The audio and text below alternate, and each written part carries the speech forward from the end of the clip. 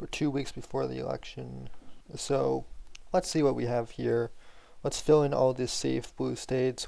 Washington is going to be safe blue, Oregon, Illinois, Maryland, District of Columbia, Rhode Island, Massachusetts, Delaware, Connecticut, Vermont, and our last one will be the state of New York.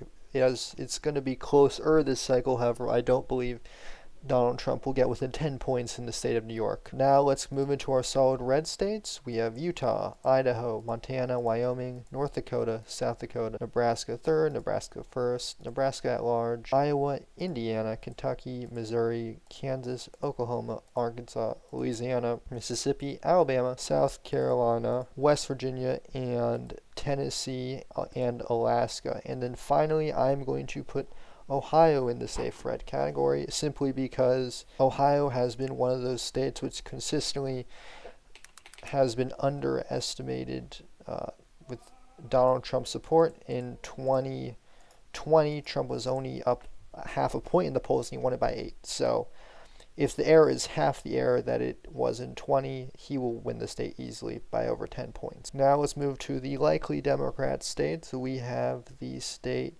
of Colorado. Now, Colorado, there hasn't been much polling for Trump versus Harris. The only one is Harris plus 11.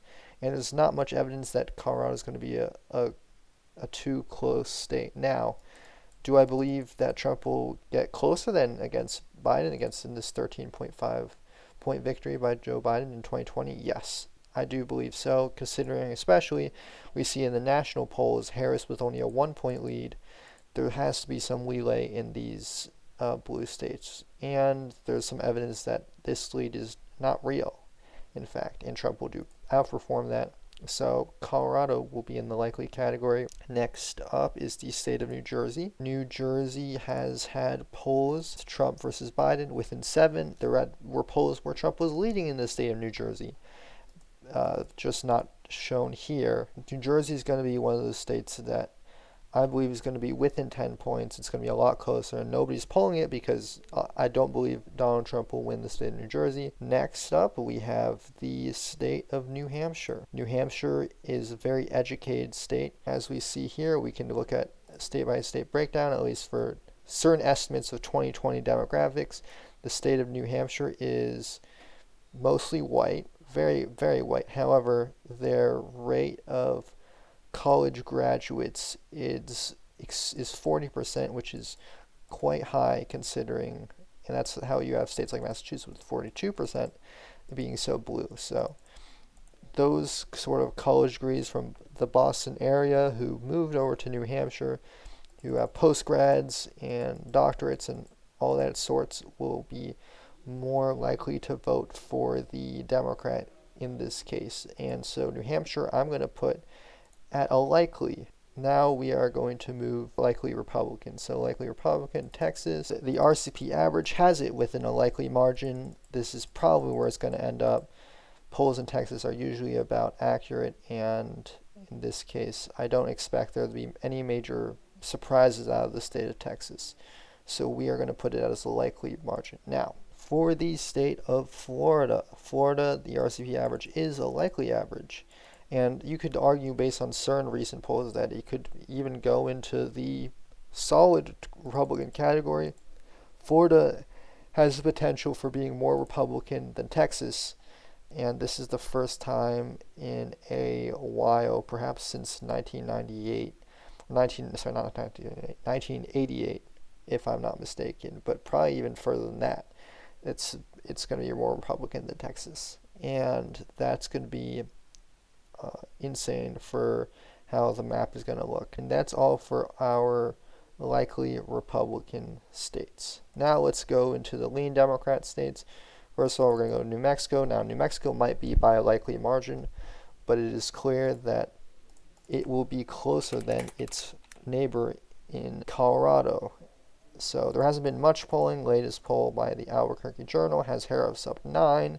But there are chances that Trump will outperform, especially since his numbers with Hispanics seem to be a lot better this election, and that New Mexico is very much based on that Hispanic vote share and population. So there's a good chance that Trump breaks the 5. If not, he might lose it by a likely margin, but there's a good chance that he gets within 5 points in New Mexico. Next is going to be Minnesota, and this state has been tricky, very tricky state. We look at Minnesota in the polling, you see that Harris has a lean margin. However, if we looked at polls from 2020 or 2016 polls were extremely off, and Hillary Clinton barely won the state, and in 2020 polls seem to be off in favor of Joe Biden. So there's a lot of movement going around here. Could Harris win it by likely margin? Yes. Could Trump? Could this state is going to be also important to watch, because there is a chance that Trump actually beats Harris in the state of Minnesota, depending on how things go. If we see a popular vote win of 0.9 for Harris, it's hard to believe that Trump will only win these 7 states, as he's going to have to make up ground elsewhere in order to get into this popular vote range.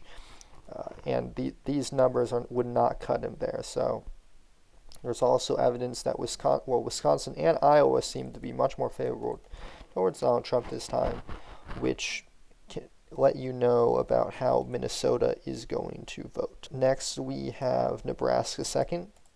There hasn't been much polling at all out of Nebraska second, and there's evidence that Trump will probably do better this time in Nebraska second, but we don't know for sure, and this district probably would not be pivotal, but who knows.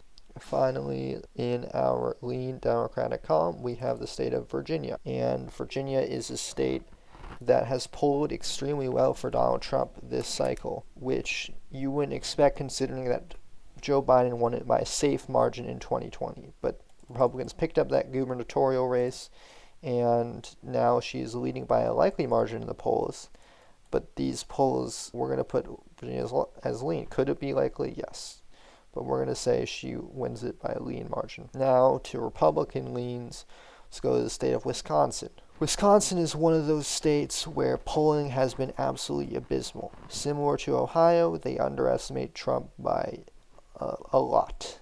In 2020, the RCP average overestimated Joe Biden by 6 whole points. That's a huge difference in how the state votes. And there's no evidence that this time they're going to magically get it. The RCP average is going to be magically on the ball when it comes to the state of Wisconsin.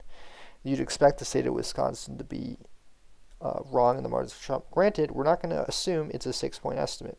We're going to assume it's like 1 or 2 or 3.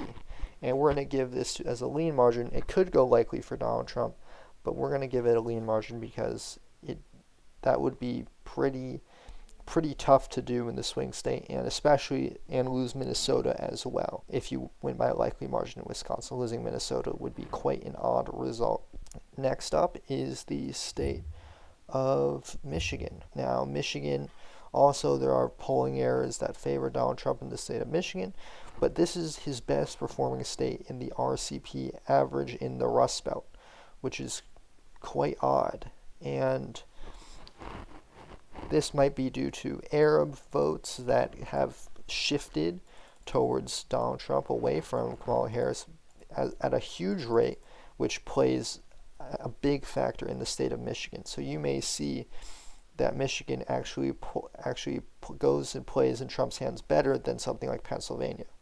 So we're going to put this one in the lean column for Donald Trump.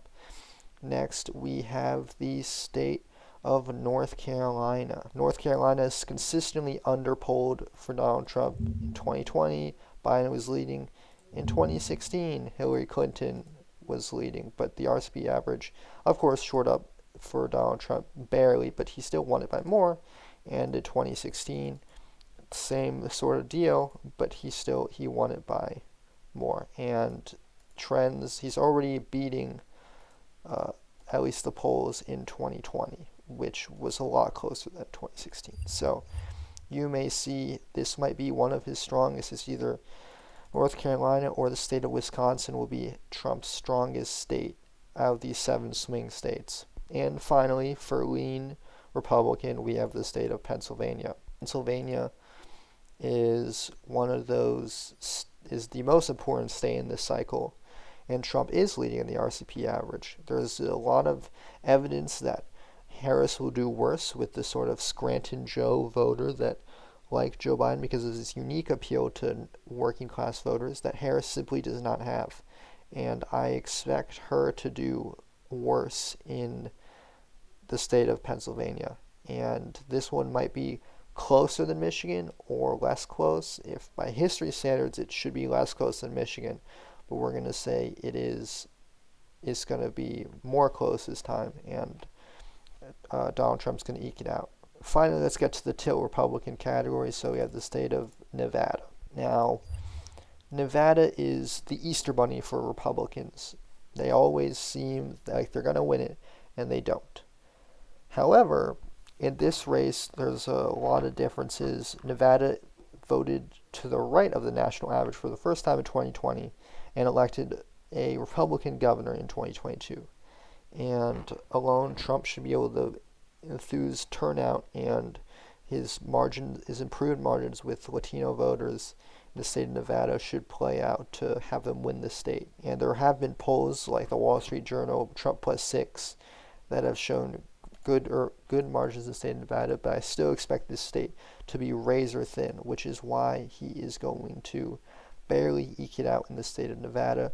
Next is Arizona. Even though this is the state he is performing the best in the polls, there is still a lot of evidence of demographic shifts that would hurt him in the long run in Arizona and Republicans in the long run in Arizona. This is how Biden flipped it in 2020, and why the state is becoming more favorable for Democrats is because that suburban shift has been so important. Now, in 2024, certain factors that were at play in 2020 may not help them, and that's why he's going to win the state very narrowly. But you got to keep in fact that Arizona and Georgia are both moving to the left relative to the national average and have been in the past two elections. While Nevada trends to the right, these two trend to the left, and the Rust Belt states trend to the right, with the exception of Minnesota. For our last call, we're going to say Donald Trump ekes it out in the state of Georgia, and this one is going to be his closest state. Now, most people would say Michigan. Oh, Michigan is going to be his closest state because that's how, or is going to be the most blue state because that's how it's played out in the past few elections. But the shifts in Georgia and Arizona around the Atlanta metro area and around Phoenix and Tucson have been far too drastic to just write them off as going to be the most red this time, especially since Georgia has a huge African American population. We look at the ratio of voters, we can see that Georgia has a 30.9% vote share of African Americans who vote to the left of the national average. Even though he'll make up some ground with these voters, Donald Trump's going to have a tough time in winning the state of Georgia, but I'm saying he will as of today. As of now, this is the electoral map that I have predicted for 2 weeks. Only 2 weeks left to the election. I'll make another video next week, and that'll be exciting, but we will see where it goes. This is what my map looks like, and if you have any suggestions or any changes, please leave it in the comments below. Thank you all, and have a great rest of your day.